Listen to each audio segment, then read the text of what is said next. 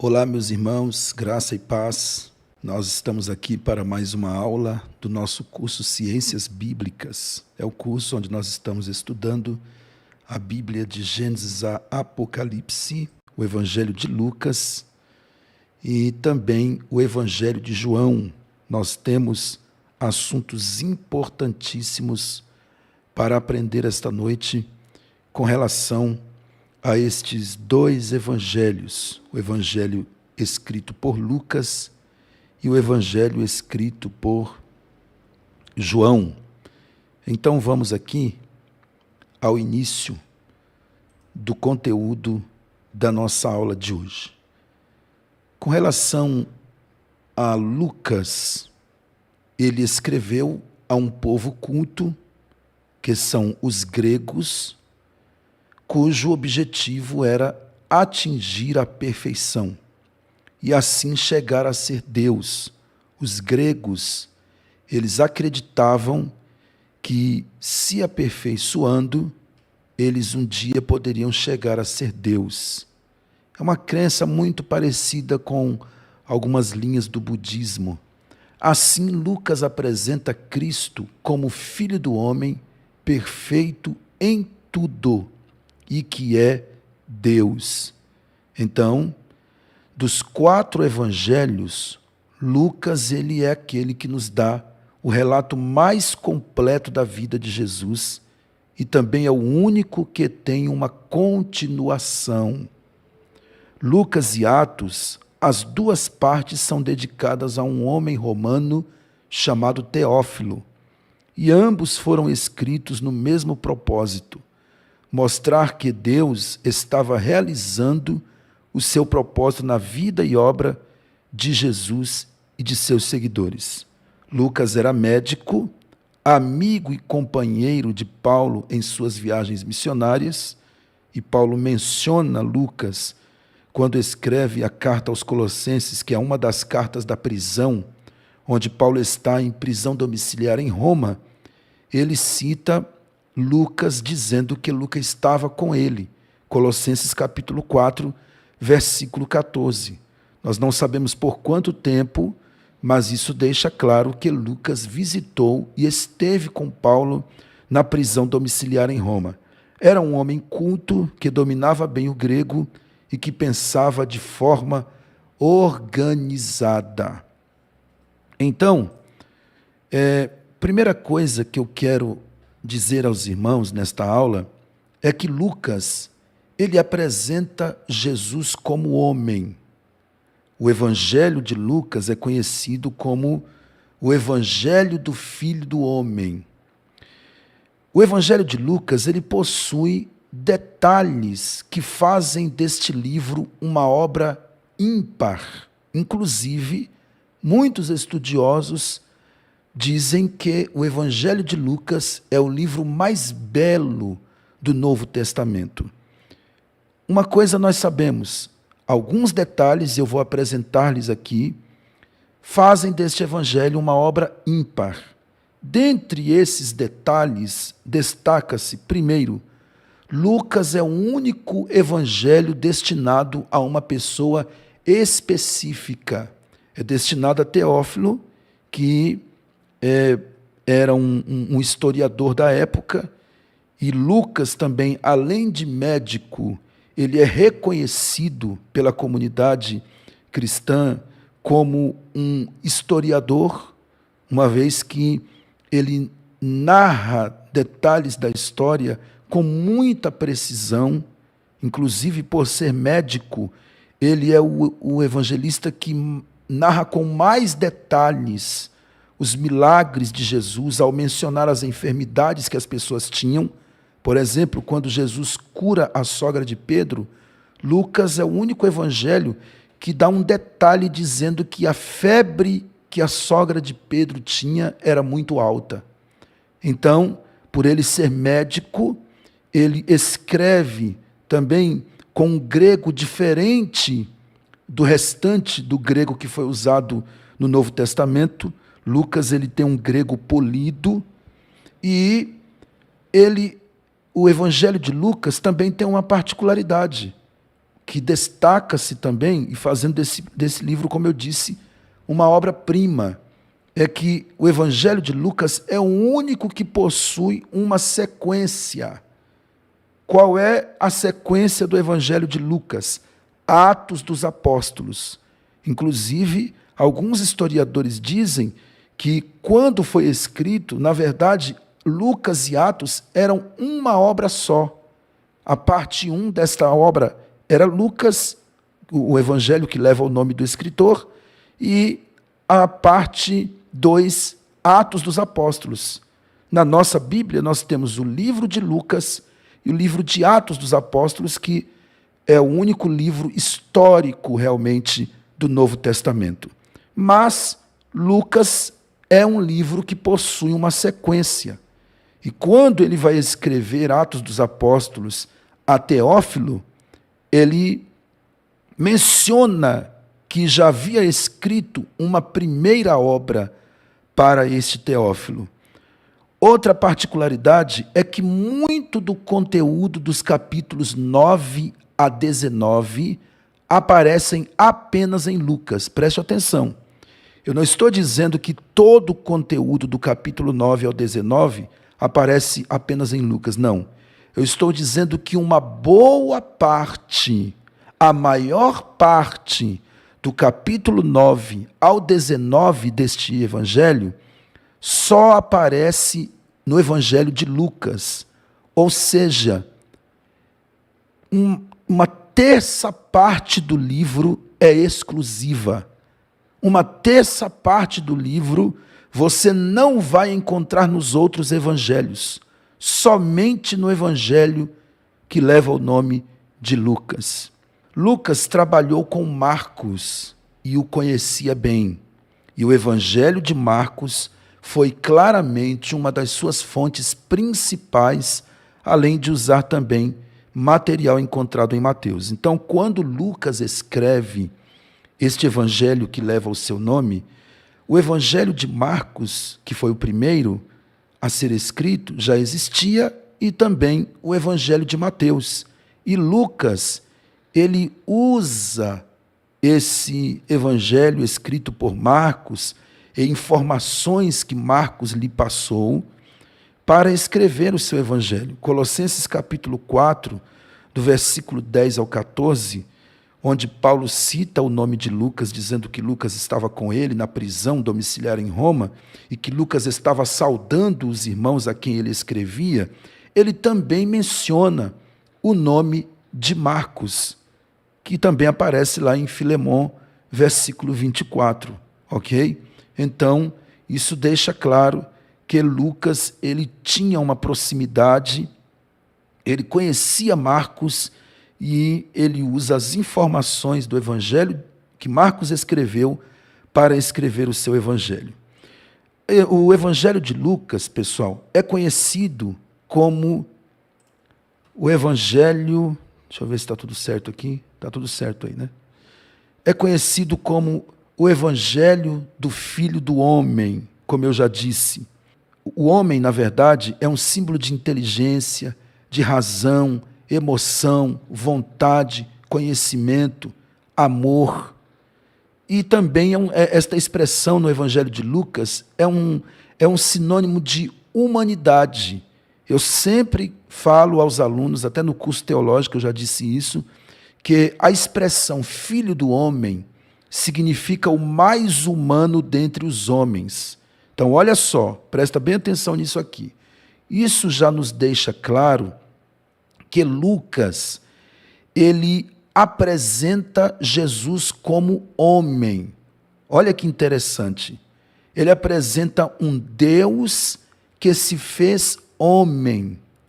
O que Lucas quer mostrar é que o eterno, ele se entrelaça para sempre com a história da sua criação ao nascer como homem de uma mulher.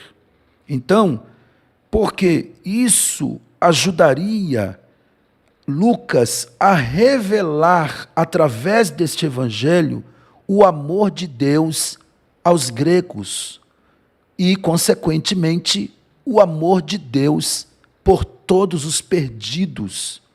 Jesus, ele foi alguém que, como homem, e Lucas descreve com muita precisão isto, ele se relacionou com pobres, ele se relacionou com publicanos, ele se relacionou com leprosos, com prostitutas, perdoou-lhes também os pecados. Então, Lucas, ele é o evangelho que mais destaca a humanidade de Cristo e o quanto este Deus que se fez homem está entrelaçado com a história da sua criação.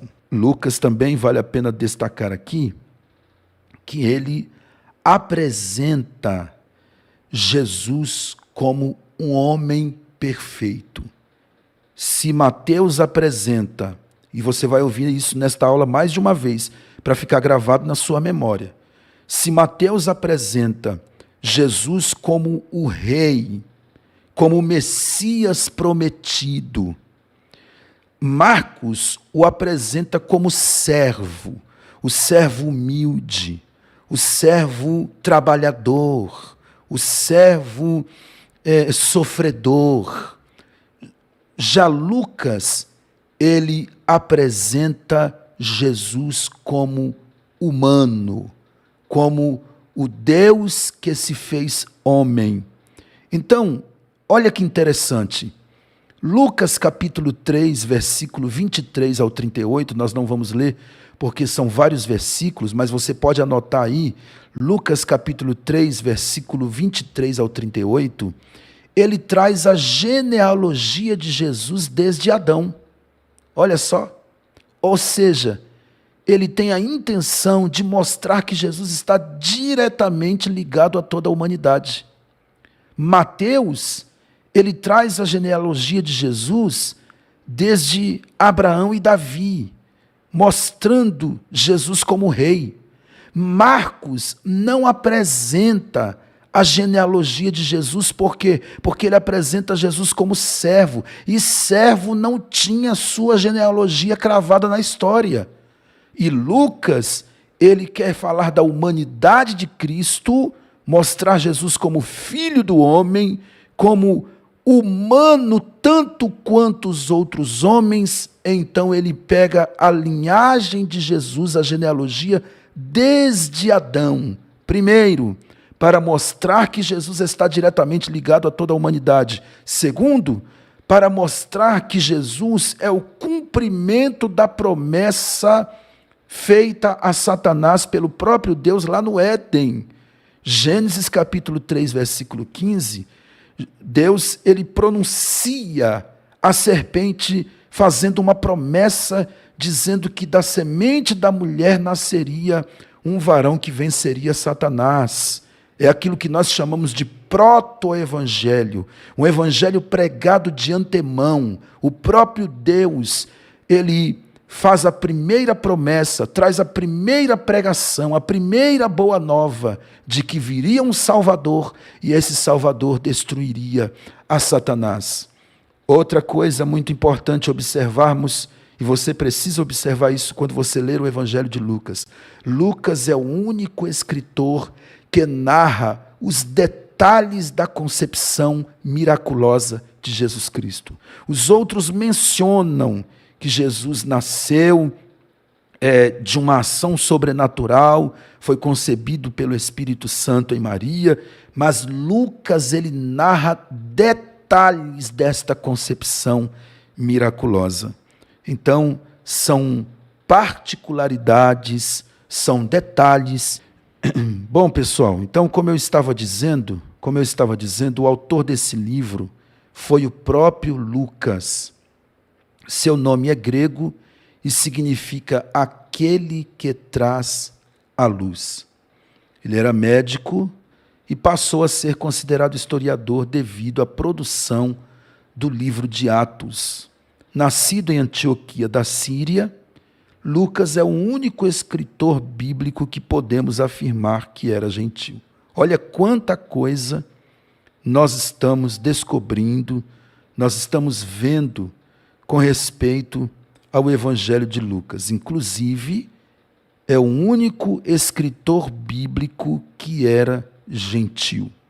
Quero abrir um parênteses aqui para explicar aos irmãos que o nome do autor não está escrito no livro.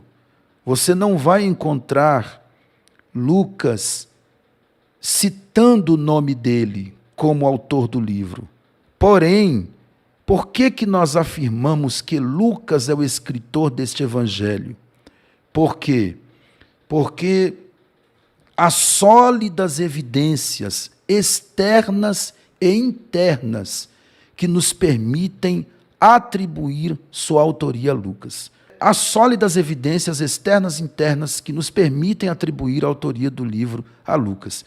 Eu já mencionei a questão do grego que Lucas usa, que é um grego polido, diferente do grego do povão, que é usado nos outros evangelhos. E também os pais da igreja atribuíram a autoria deste evangelho a Lucas.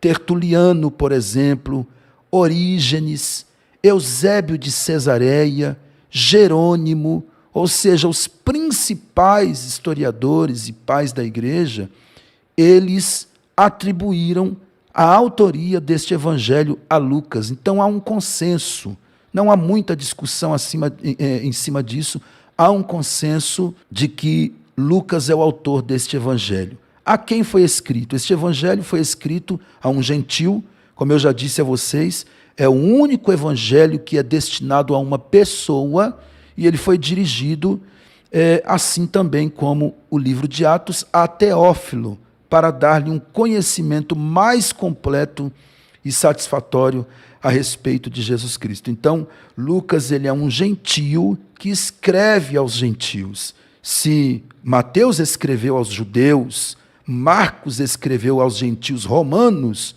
Lucas escreve aos gentios gregos, e essa escrita é endereçada a Teófilo, e esse historiador faria com que essa escrita chegasse até os gentios gregos. O texto-chave do Evangelho de Lucas e como ele apresenta Jesus. Eu já disse para vocês que ele apresenta Jesus como filho do homem, e significa destacar a humanidade de Cristo. Lucas ele destaca muito a humanidade de Cristo, mostrando que Jesus ele é o Messias prometido, mas ele também apresenta Jesus como Salvador da humanidade. O texto-chave do seu evangelho, eu peço que você abra aí a sua Bíblia, Lucas capítulo 19 e o versículo de número 10. Lucas capítulo 19, versículo 10, é um versículo bastante conhecido, mas nós vamos ler. Está escrito: porque o Filho do Homem veio buscar e salvar o que se havia perdido. Este é o versículo-chave do Evangelho de Lucas. Quantas parábolas e milagres tem o Evangelho que leva o nome de Lucas? Ele apresenta 23 parábolas, sendo que dessas 23, 2 parábolas são exclusivas, e ele apresenta 20 milagres de Jesus. Lembrando, vou repetir coisas que eu falei na primeira parte da aula, para que fique na memória de vocês. Lembrando a vocês que uma terça parte do Evangelho de Lucas é exclusivo de Lucas. São histórias narradas do capítulo 9 até o capítulo 19, que não todas, mas a maioria delas você só vai encontrar no Evangelho de Lucas. Ou seja, uma terça parte do livro é exclusiva. Vamos continuar aqui. Quais são as características desse Evangelho? Esse slide que eu estou usando para vocês é o mesmo, eu estou usando aqui na aula, é o mesmo que vocês possuem, porém, hoje, durante o dia, foi feito alguns acrescentos, como eu estou fazendo em todas as nossas aulas. E ao final das nossas aulas dos Evangelhos e Atos, eu vou enviar o slide completo para vocês com os acrescentos que eu estou fazendo. E aqueles que já imprimiram, fica com o que você imprimiu, mas você também vai ter acesso a esses acrescentos que eu estou fazendo. tá? As características deste evangelho: ele é o mais literário, é conhecido também como o evangelho dos hinos, o evangelho das mulheres, porque Lucas ele destaca bastante o trabalho das mulheres. É conhecido também como o evangelho da oração, um evangelho para os gentios e o evangelho do Salvador universal, porque ele mostra que a obra de Cristo Jesus não está restrita somente aos judeus, mas aos gentios também. Eles poderiam alcançar a salvação por meio de Jesus Cristo. Como é que Lucas morreu? Segundo a tradição, ele evangelizou o sul da Europa e foi martirizado na Grécia aos 84 anos de idade. Por falta de cruz, foi pregado em uma figueira. Ok? Agora, irmãos, nesse acrescento que eu fiz hoje aqui, eu quero apresentar a vocês o Evangelho de Lucas como o Evangelho do Filho do Homem e, primeiramente, falando do Evangelho de Jesus, e Lucas apresenta Jesus como homem perfeito. Por que eu digo isso? Porque, como Filho do Homem, ele mostra nas suas escritas que Jesus não é apenas o ser divino pré-existente. Ele é também a revelação da humanidade. Ele apresenta o Deus que se tornou homem e que habitou entre os homens para cumprir o propósito da salvação. Ele mostra um Jesus plenamente divino e plenamente humano. No Evangelho de Mateus, como eu disse, Jesus está ligado ao povo judeu. Mateus apresenta Jesus ligado ao povo judeu, porque logo na genealogia ele diz Jesus, filho de Abraão, filho de Davi. O Evangelho de Lucas, diferente do Evangelho de Mateus, traz a genealogia de Jesus desde Adão, mostrando que Jesus está ligado a toda a humanidade. Meu Senhor Jesus, esse computador hoje está uma bênção, irmão. Como eu estava dizendo, ele mostra Jesus como um homem perfeito. Ele também mostra Jesus como um homem cheio do Espírito Santo. Deixa eu ver se está chegando bem para vocês aqui a aula. Ele mostra Jesus como um homem cheio do Espírito Santo. Isso é muito importante, porque ele mostra Jesus cheio do Espírito Santo já na gestação. Lucas 1, 29 a 35, ele traz detalhes que nos deixa claro que Jesus não é o resultado de uma relação marital. Ou seja, ele não é o resultado da relação entre Maria e José, não. Lucas deixa claro que houve uma operação sobrenatural do Espírito Santo para que Jesus viesse a essa terra, para que o Deus se tornasse homem. Houve uma operação sobrenatural da terceira pessoa da Trindade, que é o Espírito Santo. Lucas 1, 29 a 35. Eu não vou ficar lendo os textos bíblicos, mas eu estou passando as referências para vocês, porque nós ainda temos o Evangelho de João para comentar. Jesus, o Evangelho do homem perfeito, também mostra Jesus como um homem cheio do Espírito Santo no batismo. Lucas capítulo 3, versículos 21 e 22. Assim como Mateus e Marcos, Lucas também afirma que o Espírito Santo veio sobre Jesus após o batismo em forma corpórea de pomba. Ele também mostra o homem Jesus cheio do Espírito Santo antes e depois da tentação. Lucas capítulo 4, versículo 1. Somente Lucas destaca que Jesus quando volta do batismo, ele volta cheio do Espírito Santo. Quer ver? Abra aí a sua Bíblia no Evangelho de Lucas. Ele é o mais detalhista dos evangelistas. Olha o que ele diz: e Jesus, cheio do Espírito Santo, Lucas capítulo 4, versículo 1, voltou do Jordão e foi levado pelo Espírito ao deserto. Olha que interessante.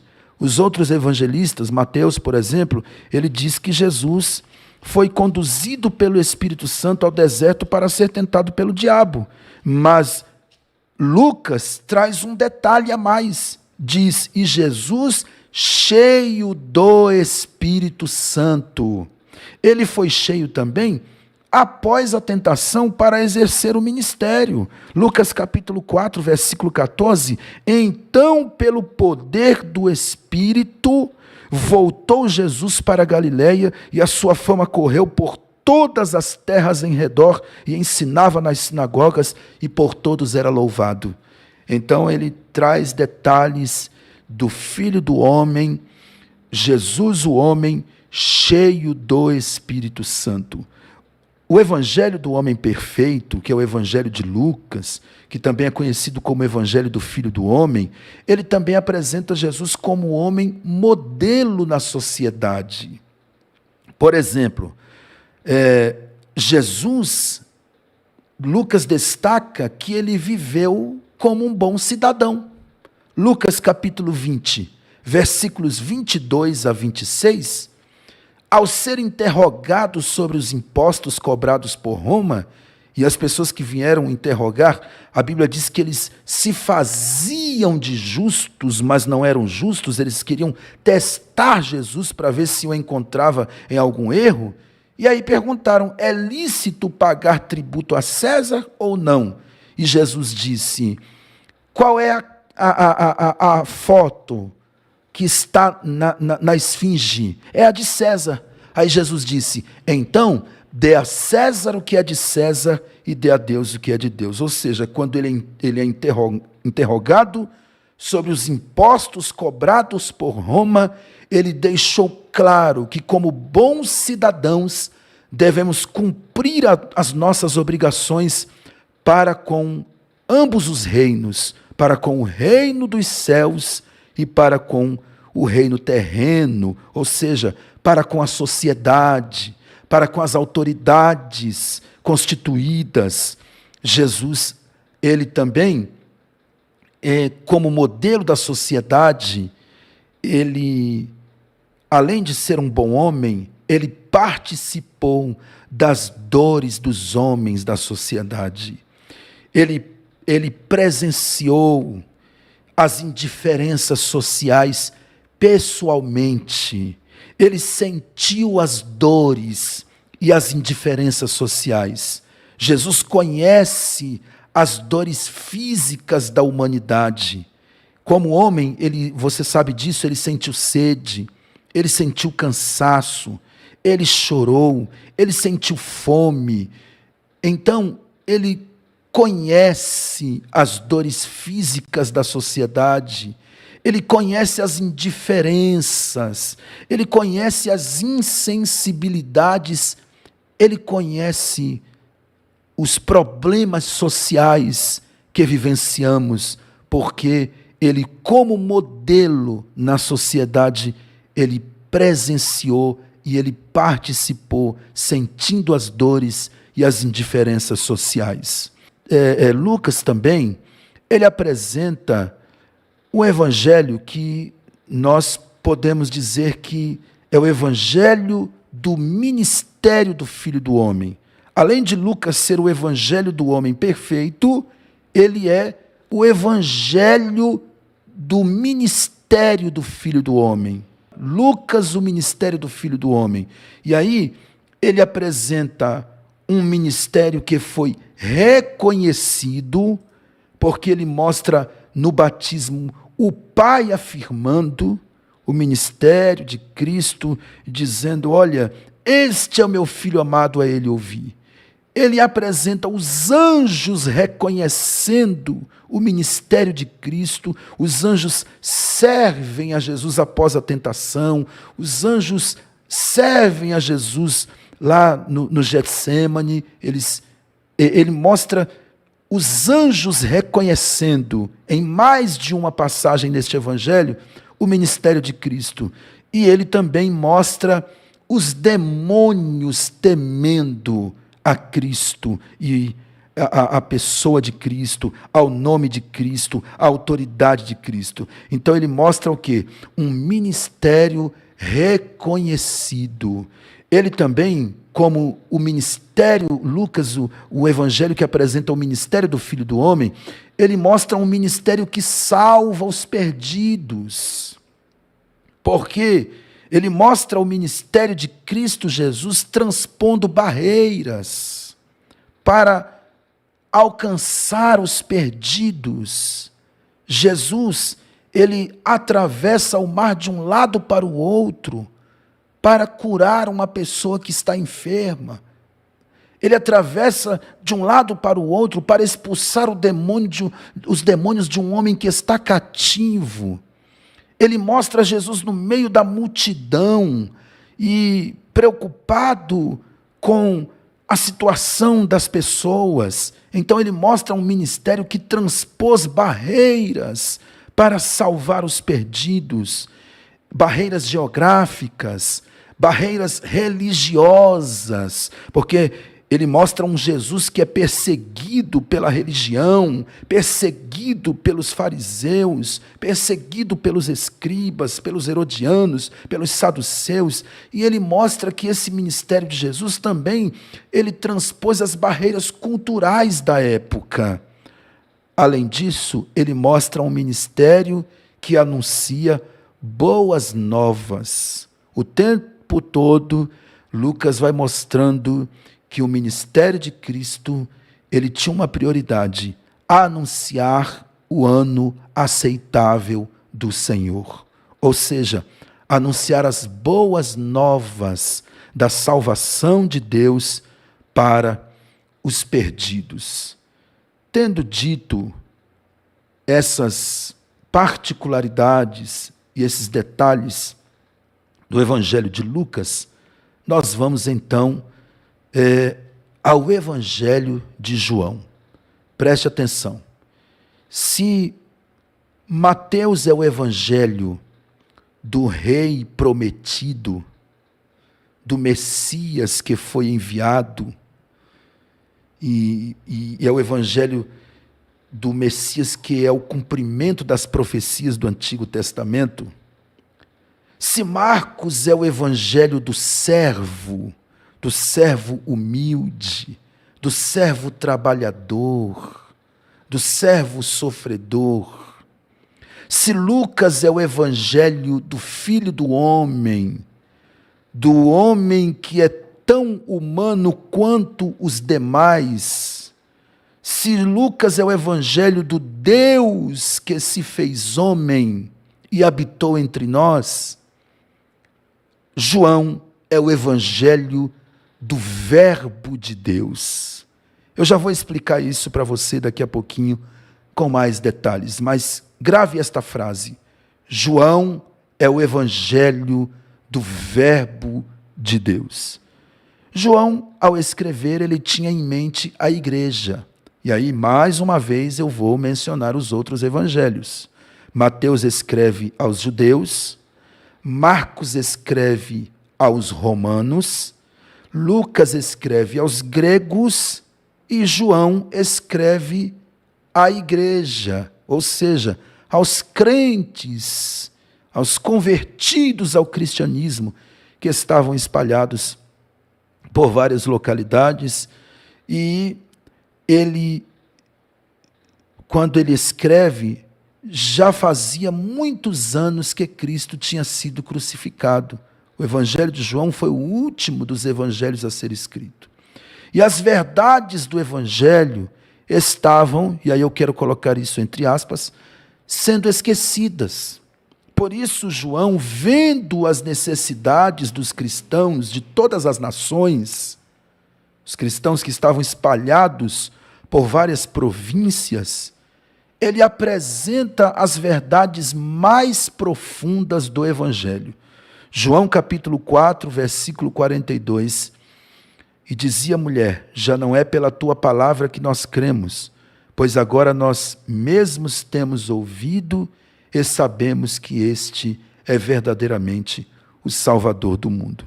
Então, olha só que interessante. Em João, o Evangelho do Filho de Deus, e eu intitulei como o Evangelho do Verbo de Deus também, vou explicar por quê daqui a pouquinho, vê-se como Jesus assemelha-se à natureza da águia que voa e nos leva às alturas da divindade. Se Lucas traz com precisão a nosso conhecimento o Deus que se fez homem e habita entre nós, João, ele nos leva às alturas para nos apresentar a divindade eterna de Cristo Jesus. É o livro que nos revela o mistério de ele ser como o Pai. João, filho de Zebedeu e de Salomé, irmão menor de Tiago, foi um dos primeiros discípulos de Jesus e foi o primeiro discípulo de Jesus a ser escolhido pelo Senhor e o último a morrer. Como eu disse na aula passada, João, ele é o único discípulo de Jesus que morreu de morte natural, morreu de velhice. Um obreiro humilde, simples e conhecido como apóstolo do amor. O centro, a base, o alicerce da teologia de João é a pessoa de Cristo. Eu quero dizer a você que quando você lê o Evangelho de João, tenha em mente que o Evangelho de João é um tratado teológico de cristologia. Ele, na sua teologia, ele apresenta de forma ímpar a pessoa de Cristo Jesus como o Filho de Deus, o Verbo de Deus e que é Deus. Ele introduz sua teologia apresentando 3 declarações que excedem o entendimento do ser humano. Olha só, as declarações quais são? No princípio era o Verbo, e o Verbo estava com Deus, e o Verbo era Deus. Olha que declaração, ou essas declarações excedem o entendimento humano. Sem o Espírito Santo, jamais conseguiríamos compreender essas declarações. E eu vou comentar um pouco sobre elas quando eu estiver explicando a vocês João como o Evangelho do Verbo de Deus. Este princípio é diferente de iniciar, começar, partida. No princípio criou Deus os céus e a terra, é uma coisa. No princípio era o Verbo, é outra coisa. Eu vou explicar com mais detalhes já já. Este princípio é indefinido. É um tempo quando, por um ato soberano, Deus criou o universo. Já, quando ele diz no princípio era o Verbo, ele está falando da pré-existência de Cristo, ou seja, quando todas as coisas foram criadas, Jesus, ou o Verbo de Deus, já é. Isso é maravilhoso. João, guiado pelo Espírito Santo, nos conduz além das eternidades passadas. Esta teologia é chamada de cristocêntrica, porque para o apóstolo, Cristo é tudo. Não é uma teologia apenas da razão, é uma teologia do Espírito. A razão jamais conseguiria por si só compreender a pré-existência de Cristo. E a própria Bíblia diz, o apóstolo Paulo, ele disse que o homem natural não compreende as coisas do Espírito. Então, nós precisamos do Espírito Santo para entender, para compreender a teologia do Evangelho de João. A mensagem de João mostra que Deus pode ser conhecido em Jesus Cristo. Enquanto os outros 3 evangelhos dão destaque especial à Galileia, a maioria dos acontecimentos registrados por João ocorreu em e ao redor de Jerusalém por ocasião de várias festas judaicas. Somente João concentra-se em temas teológicos distintos, mostrando o contraste entre termos como vida e morte, luz e trevas, crença e descrença, verdade e falsidade, amor e ódio. São temas que ele concentra-se para mostrar um contraste, e somente em João você encontra esses detalhes acerca desses temas sendo contrastado. Enquanto cada evangelho apresenta Jesus como Filho de Deus, João ousa apresentá-lo como sendo igual a Deus. João, capítulo de número 5, e o versículo 18, está escrito assim: Por isso, pois, os judeus ainda mais procuravam matá-lo, porque não só quebrantava o sábado, mas também dizia que Deus era seu próprio Pai, fazendo-se igual a Deus. Então, voltando aqui, nessa parte aqui, eu fiz toda a leitura do slide, e antes de passar para o próximo slide, eu quero explicar a vocês que essa é uma das razões porque o Evangelho de João não faz parte dos evangelhos sinóticos. Ao final dessa aula, eu vou explicar o que são os evangelhos sinóticos. Nós temos um slide que trata disso. Mas o Evangelho de João, diferente dos demais, ele narra um período do ministério de Jesus fora da Galileia, ou seja, ao redor de Jerusalém, em outras localidades. Então, por isso, ele não faz parte dos evangelhos sinóticos, porque à medida que os outros evangelhos narram, mesmo de forma diferente, mas a mesma história, João traz vários conteúdos no seu evangelho que não estão narrados nos outros evangelhos. João é o evangelho da família, enquanto os outros evangelhos foram escritos para contar a história dos judeus. Mateus para os judeus, para contar a história de Jesus, Mateus para os judeus, Marcos e Lucas para os gentios. João, como eu já disse, foi escrito para a igreja. Ainda no Evangelho de João, encontramos outras expressões que identificam a Jesus como Deus de Israel. Jesus utilizou 7 símbolos ligados à expressão eu sou. E essa expressão, eu sou, é o único nome de Deus no Antigo Testamento. A raiz do nome pessoal de Deus no hebraico, Jeová ou Javé. E Jesus faz isto para mostrar o que ele é para a humanidade. Jesus é Deus. Por isso ele descreve a si mesmo como, olha quais são os 7 símbolos que ele usa. Eu sou o pão da vida, João 6,35. Eu sou a luz do mundo, João 8,12. Eu sou a porta das ovelhas, João 10,7. João 10, do 10, 11, 12 ao 14, ele diz, eu sou o bom pastor, e o bom pastor dá a sua vida pelas suas ovelhas. Eu sou a ressurreição e a vida, João 11, 25. Eu sou o caminho, a verdade e a vida, João 14, 6. E eu sou a videira verdadeira, João 15, 1. Cada uma dessas imagens afirmam a completa divindade de Cristo Jesus.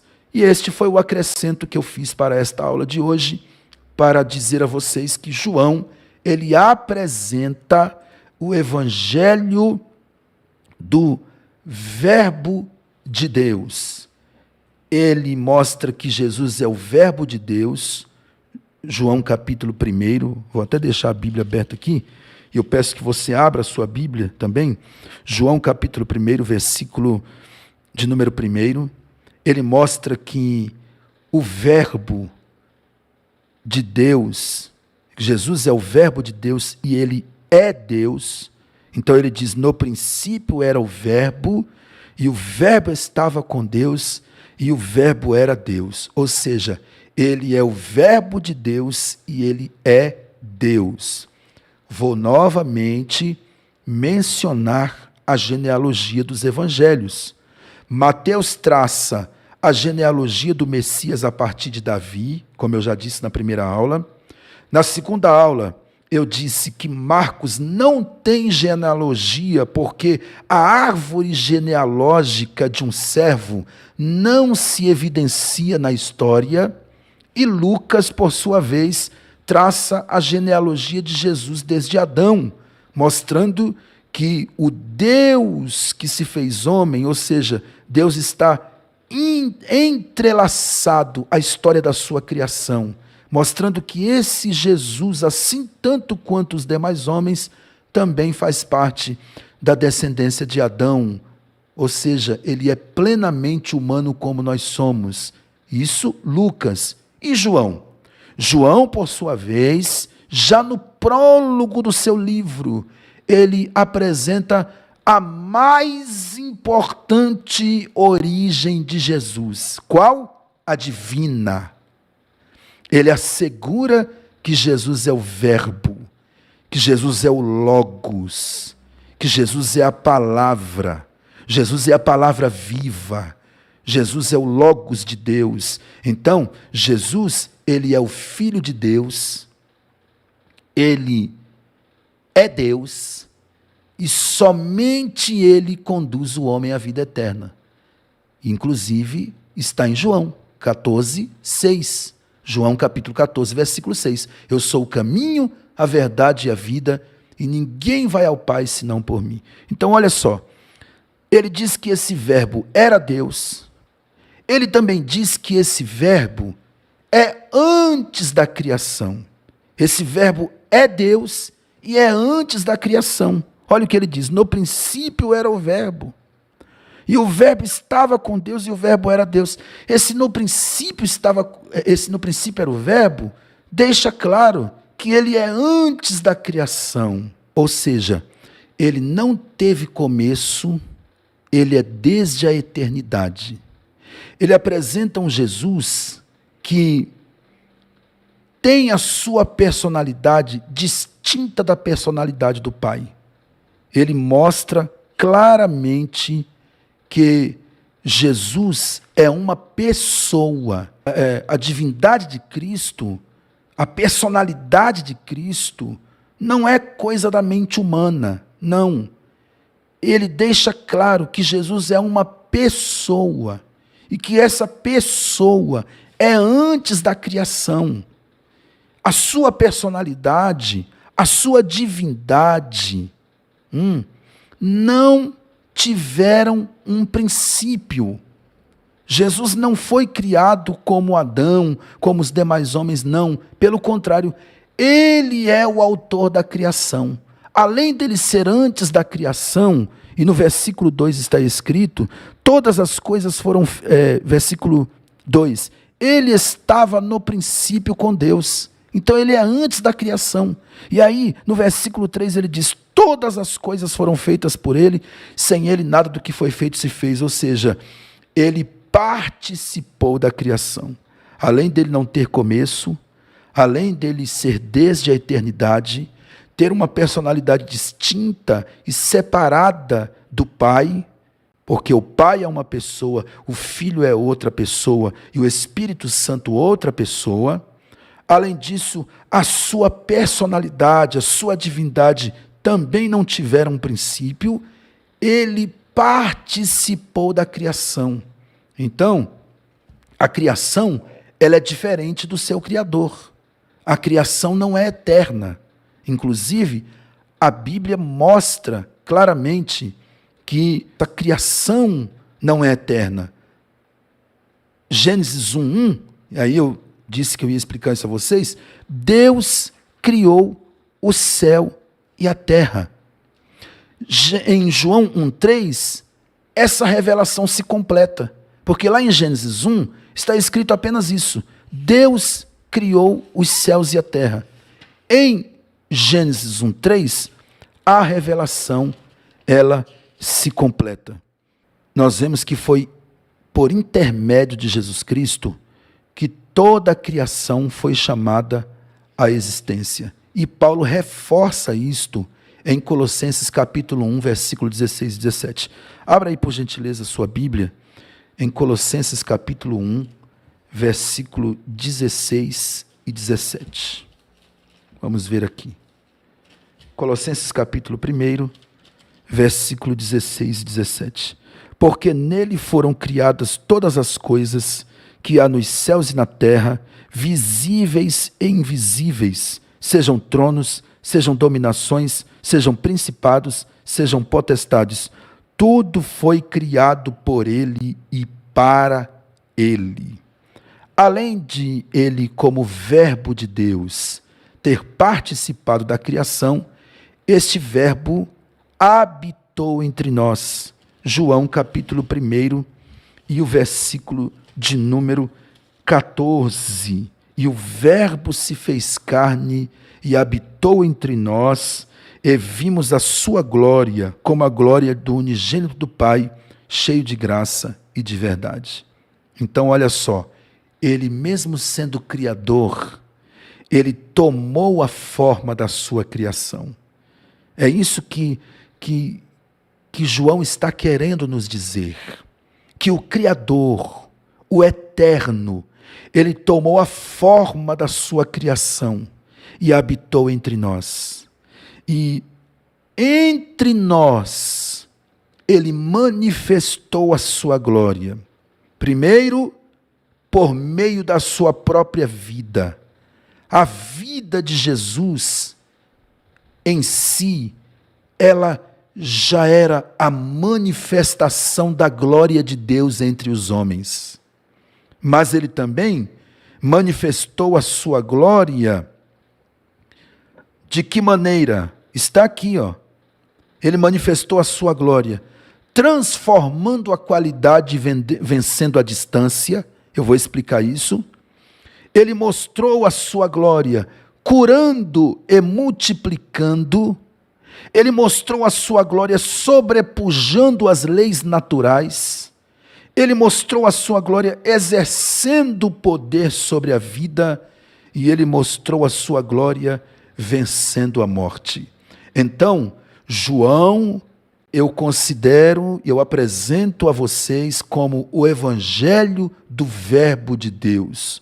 O verbo que é verbo de Deus e é Deus. O verbo que é antes da criação, o verbo que participou da criação, o verbo que habitou entre nós, o verbo que nos mostrou a sua glória. Como? Primeiro, transformando a qualidade e vencendo a distância. Logo no capítulo 2 do Evangelho de João, versículos 1 a 12, Jesus transforma a água em vinho, mostrando que ele é o autor da criação. Capítulo 4, versículos 43 ao 54, ele cura o filho de um oficial do rei que não estava presente, mostrando que ele é o Deus onipresente. Por isso eu usei esse termo, transformando a qualidade, porque ele transforma a água em vinho, e ele vence a distância, mostrando que é Deus onipresente, curando o filho de um rei que não está presente no momento em que é feita a petição. Ele também mostrou a sua glória, manifestou a sua glória, curando e multiplicando.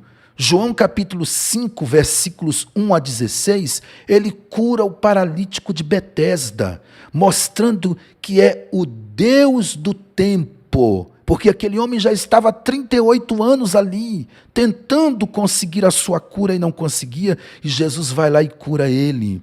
Ele também multiplica pães e peixes. João capítulo 6, versículos 1 a 15, mostrando que ele é o Deus provedor. Olha só, o tempo todo João apresentando Jesus como Deus, como o Deus que é autor da criação, o Deus que é onipresente, o Deus que é Deus do tempo, o Deus que é Deus provedor, e ele também mostra esse Jesus, esse verbo de Deus, sobrepujando as leis da natureza.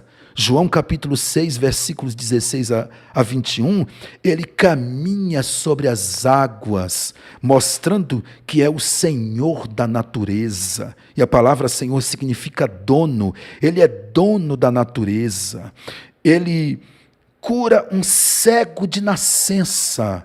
João capítulo 9, versículos 1 a 12, mostrando que ele é o restaurador da visão física e espiritual. E como aquele verbo que sobrepuja as leis da natureza, ele opera vários outros milagres que estão registrados no Evangelho de João. Ele também mostra sua glória, exercendo poder sobre a vida e também sobre a morte. Por quê? Porque ele ressuscita Lázaro. João capítulo 11, ele mostra que é o Senhor da vida e ele também manifesta a sua glória vencendo a morte. Ele venceu o pecado lá na cruz do Calvário e ele venceu também o diabo. Pastor, quando é que ele vence o pecado? Quando é que ele vence o diabo? É quando ele diz a palavra tetelestai, que significa está consumado. João capítulo 19, versículo 30. Lá na cruz do Calvário, ele dá aquilo que eu chamo de o maior brado de vitória que alguém já pôde dar na face da terra. Ele diz, está consumado. Quando ele está dizendo isso, ele está dizendo, eu paguei a dívida dos homens e os reconciliei com Deus. Ou seja, o pecado foi vencido. Os homens agora podem ser livres. Eles não serão mais escravos do pecado. Eles podem ser livres. E ele vence o diabo, porque o diabo não queria que ele trouxesse a nossa remissão. Quando ele diz tetelestai, está consumado, ele nos compra de volta. E agora cumpre-se o que João descreve lá em Apocalipse. Ele comprou para si povos de todas as tribos, de todas as nações, de todas as raças. E o diabo não queria que ele chegasse até lá. Então ele vence o pecado, ele vence o diabo e ele vence a morte quando deixa o sepulcro vazio. João capítulo 20. Esta é a maior vitória do cristianismo.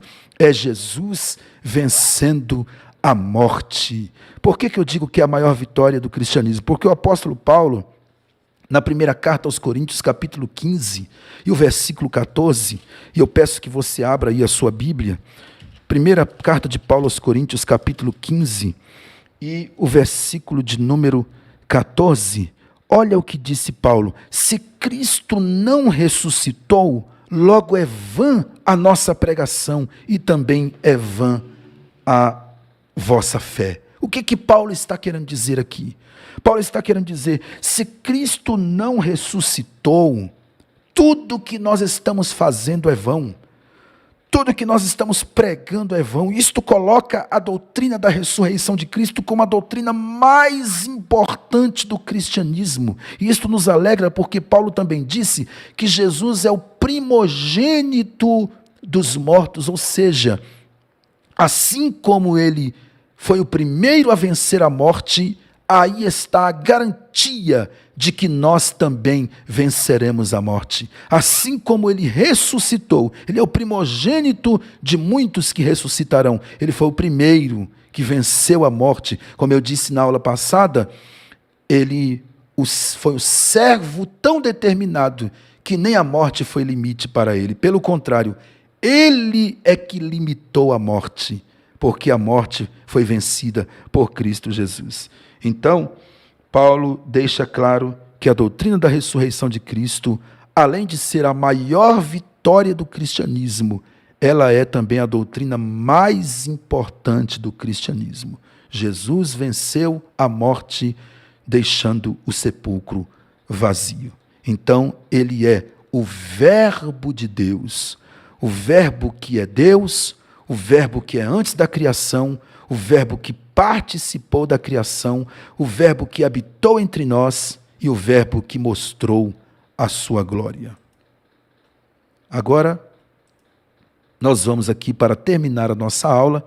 Eu não vou comentar nessa aula aqui essa parte dos ensinos de Jesus sobre a fé. Isso aqui fica para a leitura de vocês. Depois vocês podem fazer a leitura. Eu vou terminar a aula dizendo aos irmãos que os sinóticos, sobre os sinóticos e João, ok? Sobre os sinóticos e João.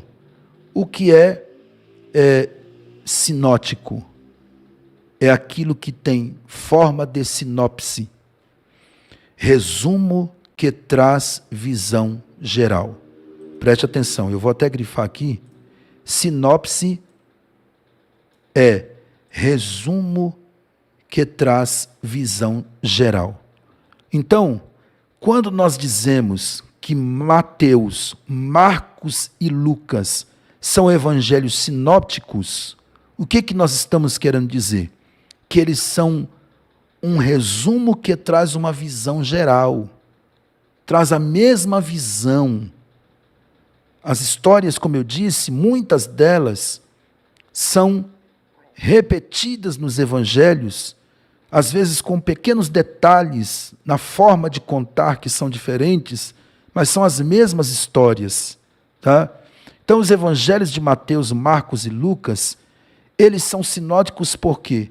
Porque eles cobrem quase o mesmo terreno, apresentando apenas narrações e fatos, enquanto o registro de João, além de ter sido escrito mais tarde do que os demais, ele trata em sua maior parte de uma matéria que não é mencionada pelos outros evangelhos. Por isso, o evangelho de João não faz parte dos evangelhos sinóticos.